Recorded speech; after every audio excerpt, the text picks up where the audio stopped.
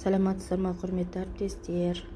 Бүгін мен сіздерге білім сапасын қалай онлайн есептеуге болады, сол жөнінде көрсететін болам. Осы видеоның астына сайттың сілтемесін жазамын.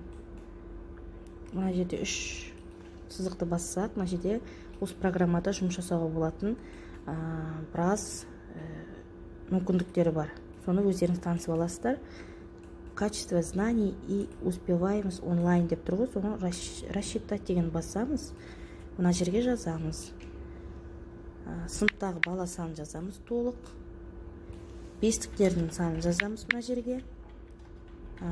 Төрттіктердің санын жазамыз. Мына жерге үштіктердің санын жазамыз. Екіліктер жоқ. Мына жерде қалыс қалғандар жоқ.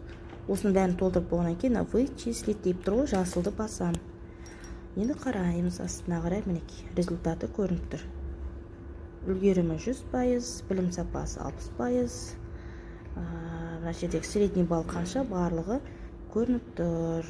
Бұның арнайы қалай есептелу методикасы жазылып тұр. Осылай осы сайтты пайдалансаңыздар болады. Сіздер де жасап көріңіздер.